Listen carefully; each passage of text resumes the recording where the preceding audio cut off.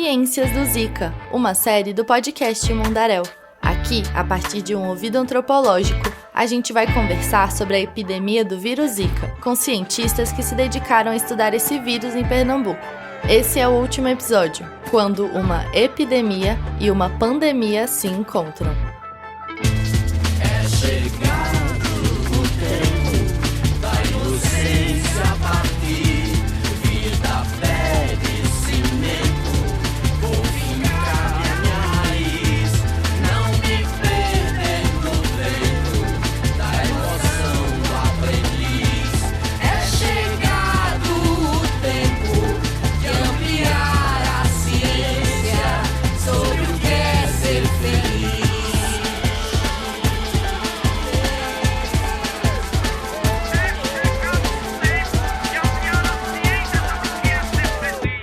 Eu sou a Irene do Planalto e nesse episódio recebemos a Ana Paula Jacob. Ela é doutoranda em antropologia na Universidade de Brasília, é psicóloga e também faz parte do grupo de pesquisa das Ciências do Zika.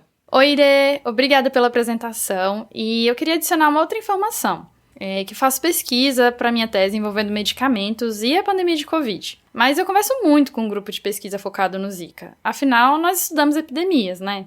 E por isso eu quero te convidar a relembrar o momento inicial de aproximação com o Zika, que durante a minha pesquisa de campo, um cientista comentou comigo. Legal, me conta, quem é esse cientista e o que ele comentou? Irê, esse cientista é um virologista, ele tem a formação em ciências biológicas e trabalha numa instituição pública voltada para a produção de tecnologias envolvendo ciência e saúde. E eu vou dar um nome fictício para esse cientista, de modo a preservar o seu anonimato. E esse é um compromisso que eu tenho com as pessoas que eu conversei durante a minha pesquisa. Enfim, vamos nomear esse cientista de Túlio Silva. E o que você escutou do Túlio que te chamou tanta atenção e que você quer trazer aqui no episódio? Então, Irê, o Túlio faz pesquisa que a gente chama in vitro, que são aquelas pesquisas que não envolvem seres humanos. E esse estudo tem como base isolar uma substância numa placa de vidro, e daí o nome in vitro.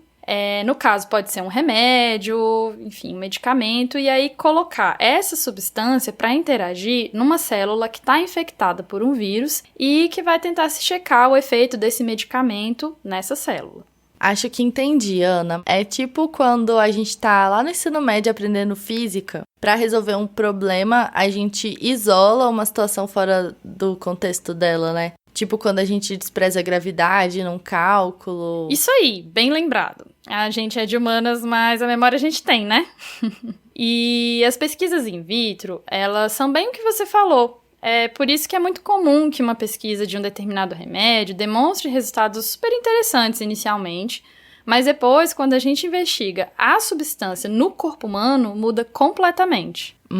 E o Túlio é um virologista que faz experimentos com medicamentos? Sim, exatamente isso. E ele me contou que, por ter estudado Zika também, ele constatou, junto à sua equipe de pesquisa, que o vírus já estava em circulação no Brasil desde o último trimestre de 2013. Nossa, Ana, isso foi bem antes da epidemia estourar no Brasil, né? Isso mesmo. Eu fiquei arrepiada quando o Túlio me falou isso. E ele ainda disse que os serviços que estavam recebendo esses casos não conseguiam fechar bem, assim, o diagnóstico do que era. Eles achavam que eram dengue, tinham sintomas muito parecidos, mas os testes tinham resultados negativos.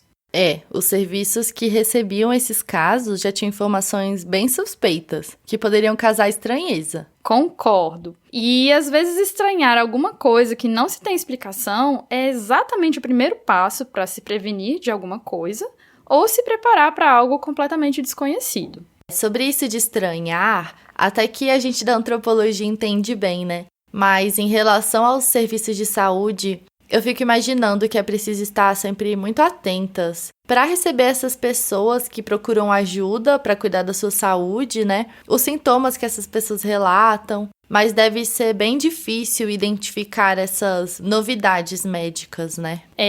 Justamente. E o Túlio, na conversa que tivemos, falou de diversas ferramentas para nos ajudar nesse processo e manter a atenção e observar as coisas estranhas e meio inexplicáveis que vão acontecendo.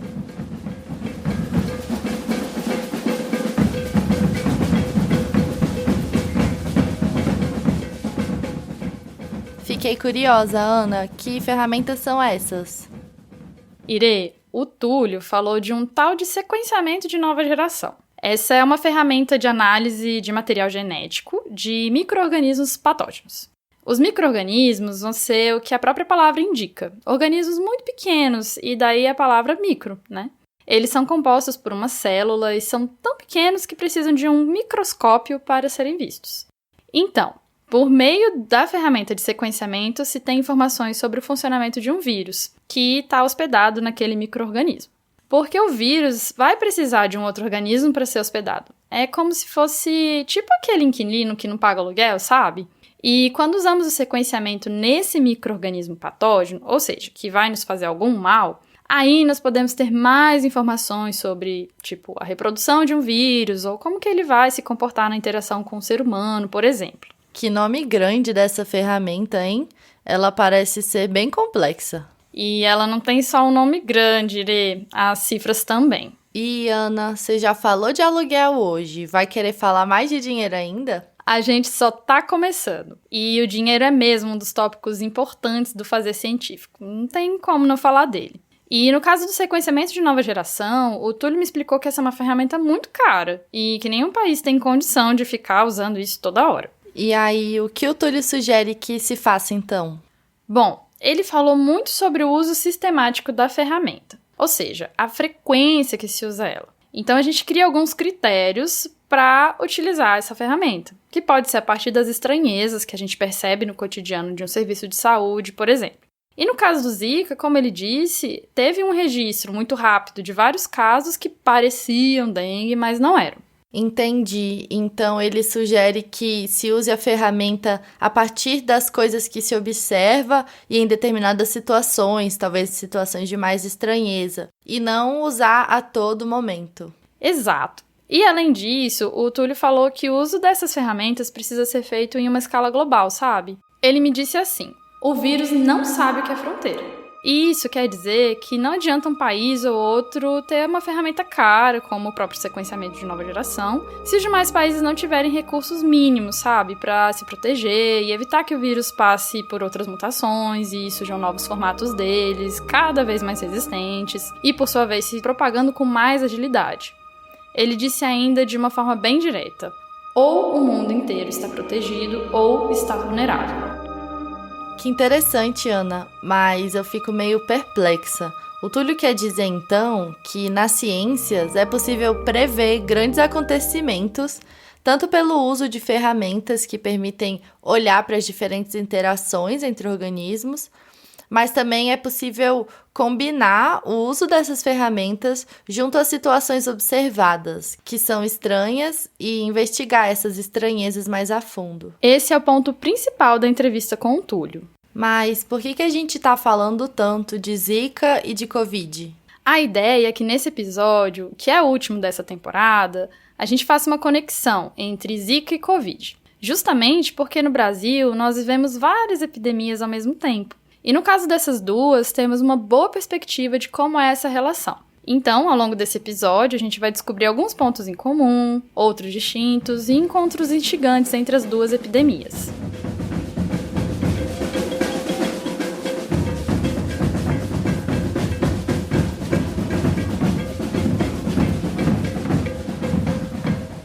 Nos episódios anteriores, a gente falou da descoberta do Zika, como ele afetou a vida das crianças de Pernambuco e as suas redes de apoio. A gente discutiu sobre formação de pesquisadoras, sobre gênero e fazer ciência, sobre escrita científica, e agora a gente chega nos desdobramentos dessa epidemia.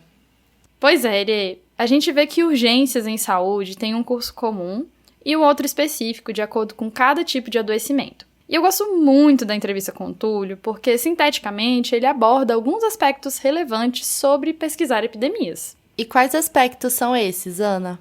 Bom, pensei em 4 pontos diferentes. O primeiro deles é a capacidade da ciência de produzir respostas com agilidade, respostas rápidas. E aqui nós falamos de ritmos diferentes em momentos distintos.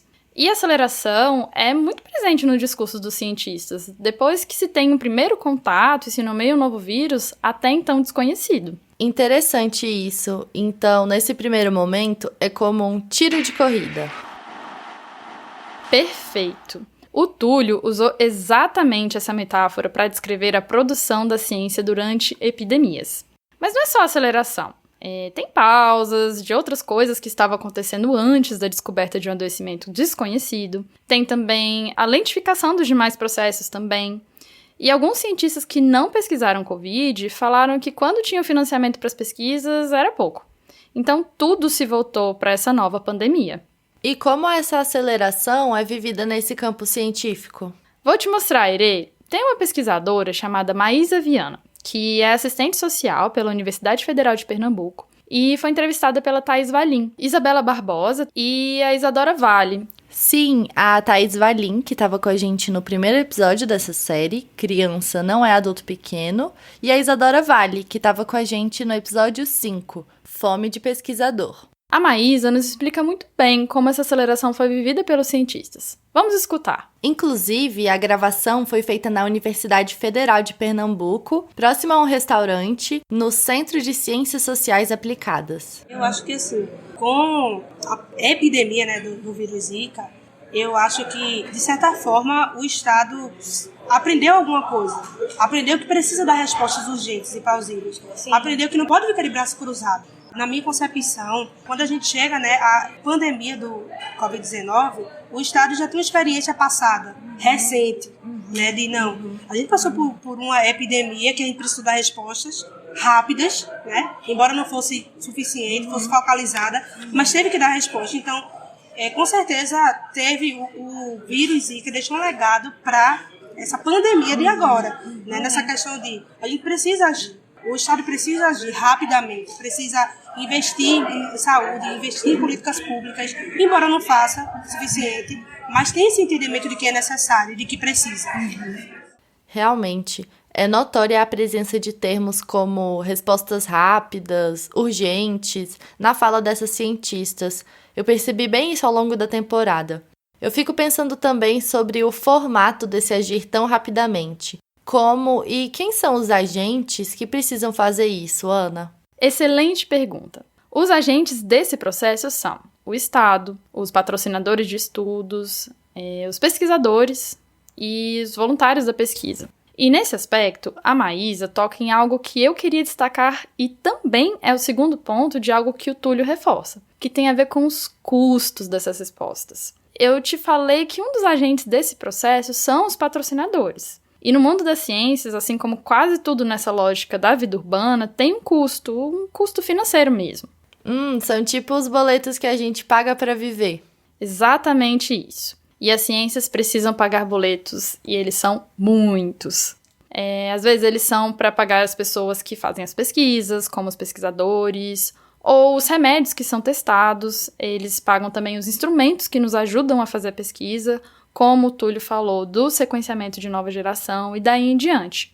E também tem as perspectivas das publicações de artigos, estruturas de pesquisas que somente são possíveis com seus devidos financiamentos. É verdade, né? E nesse sentido, tem alguma diferença de financiamento entre o Zika e o Covid? Tem sim, Irê. Os cientistas do Zika disseram muitas vezes que essa epidemia afetava menino pobre, exatamente nesses termos. E o Covid afetou todo mundo. Por isso, para o Covid teve um maior engajamento pelas agências de fomento, universidades, indústrias farmacêuticas, hospitais privados, centros de pesquisa, que já tinham uma boa infraestrutura e executaram rapidamente seus projetos. É só lembrarmos, né? Em menos de um ano a gente já tinha uma vacina para o Covid e para o Zika até hoje não. Então, Ana, quer dizer que dependendo da população atingida por um adoecimento, o rumo da doença pode mudar? Exatamente, Irê.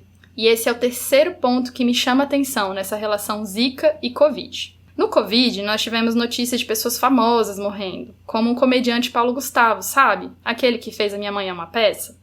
Mas o Zika era o adoecimento de uma parcela da população pobre. E eu queria que a gente escutasse agora a fala do Alan Chaves, que é um médico e trabalha com reprodução humana em Recife. Ele foi entrevistado pela Thaís Valim, Isadora Vale e Isabela Barbosa. Acho que a pandemia do Covid teve um boom maior por ser um contexto global, né? Aqui foi um contexto muito regional e uma doença novamente, né? Lugar pobre, pessoas pobres, loco regional, né? Um outro paciente ali do sul-sudeste, mas o Rio Grande Grosso, Bahia, Pernambuco e Paraíba. Então, talvez faltou um olhar com mais carinho para cá e dizer assim, ó, é uma doença grave, vamos investir verba, vamos investir dinheiro, vamos conduzir pesquisa de qualidade. Já o Zika, poxa, há 20 anos que se tentava fazer uma vacina de RNA, ninguém fazia. Em um ano, tá aí. Pfizer produzindo vacina de RNA. Que forte, Ana. Essa questão de verba é realmente muito importante. Muda completamente o rumo de um adoecimento. Irê, e você acredita que teve até gente doando quadros milionários para hospitais e institutos de pesquisa para que pudessem contribuir com os estudos sobre vacina e tratamento de Covid? Uau, quadros? Nunca vi isso. Muita gente se mobilizou, então. E muita gente mesmo. O Alan falou em um outro momento que as pesquisas de Zika tiveram uma grande barreira depois do Covid, porque o financiamento dos estudos foi todo voltado para esse adoecimento novo. Agora o tiro de corrida foi em outra direção. Isso mesmo. As revistas científicas, que são um grande marcador para os pesquisadores se tornarem confiáveis o suficiente para receberem financiamentos de pesquisas, faziam chamados específicos para o Covid. E muitos pesquisadores foram estudar essa temática depois disso. Como a gente ouviu no episódio da Isadora, os resultados das pesquisas, publicadas em artigos, são uma consequência dos estudos, mas esses resultados também possibilitam que mais e outros estudos sejam feitos.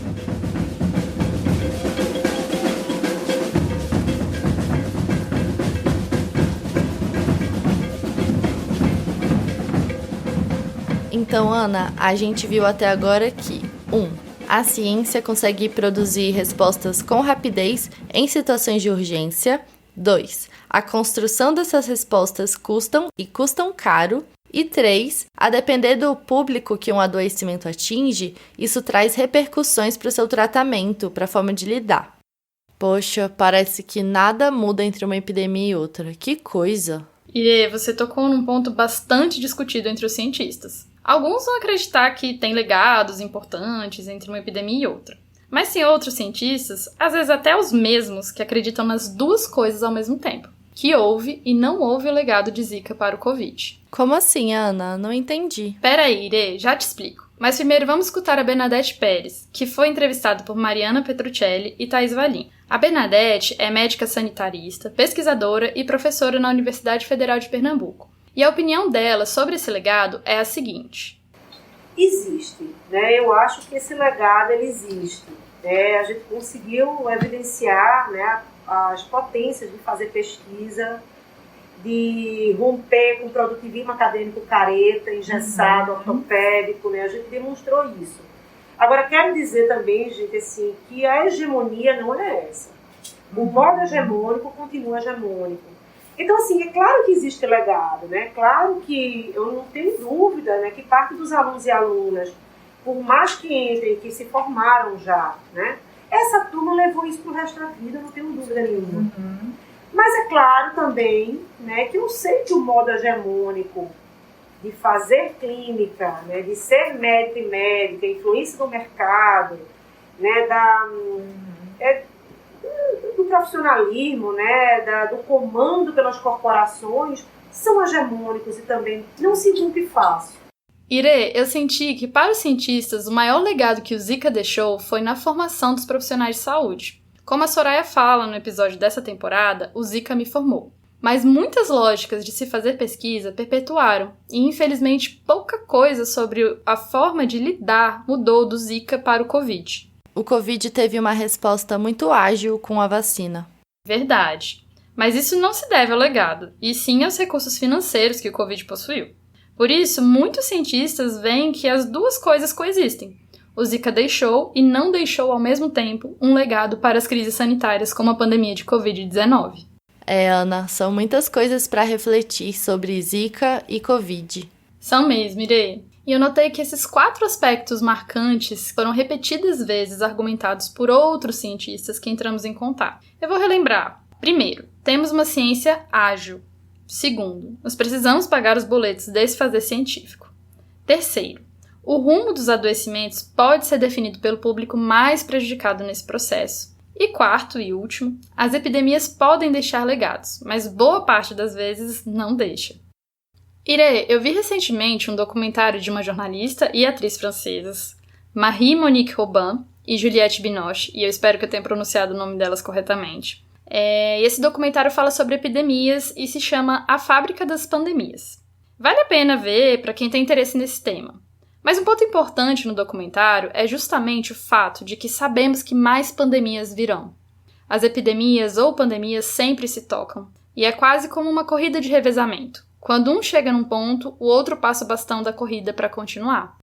Mas a diferença aqui é que essa corrida não termina, e estamos de algum modo entre um ponto e outro, entre uma próxima epidemia que pode emergir. Quando ela surgir, vão se mobilizar e indicar outros caminhos semelhantes desse fazer científico. Dar um tiro, engendrar outras relações, publicações, financiamentos e movimentações. A metáfora do tiro da corrida nos acompanhou. Foi um fio condutor para esse episódio. Mas, como todo tiro tem um começo com aceleração, a gente precisa desacelerar para compreender melhor. Verdade, Irê. E eu espero que possamos intercalar mais tiros de corrida com trotes calmos. Massa, Ana, muito obrigada por compartilhar sua pesquisa com a gente. Também quero agradecer a Maísa Viana, ao Alan Chaves dos Santos, a Bernadette Pérez e ao Túlio Silva, esse último com um nome fictício, que toparam nos dar essas entrevistas e contar suas histórias. Os currículos de todas essas pessoas, assim como o expediente de produção da série, podem ser encontrados na descrição desse episódio e na página do Mundaréu. Anota aí, mundaréu.labjor.unicamp.br. A nossa série é financiada pela Fundação de Apoio à Pesquisa do Distrito Federal e a nossa música tema é Suporto Perder, da cantora pernambucana Flaira Ferro e do Igor de Carvalho, e também com a voz do Chico César. Para terminar, quero indicar mais um podcast da Rádio Queri Queri, o coletivo de podcasts de ciências humanas com destaque para antropologia, do qual o Mundaréu faz parte. É o podcast Ecos Pandêmicos, um podcast que tem tudo a ver com o tema que a gente conversou hoje. Ao longo de 10 episódios, o Ecos Pandêmicos vai falar sobre os rastros da pandemia de Covid-19 que ainda estão presentes no nosso cotidiano. A série reflete sobre as principais dificuldades e aprendizados seguindo as experiências brasileira e sul-africana. Como um projeto de extensão da USP, esse podcast é coordenado pelas antropólogas Laura Moutinho, Márcia Tereza Couto e Milena Mateusi. Ecos Pandêmicos está disponível no site do PPGás da USP, no Spotify e também na página da Rádio Queri Queri, radioqueriqueri.wordpress.com. E assim a gente termina o último episódio da série Ciências do Zika. Espero que você tenha gostado e dialogado junto com a gente sobre os desdobramentos da epidemia do vírus Zika para o fabrico da ciência. A gente se ouve por aí.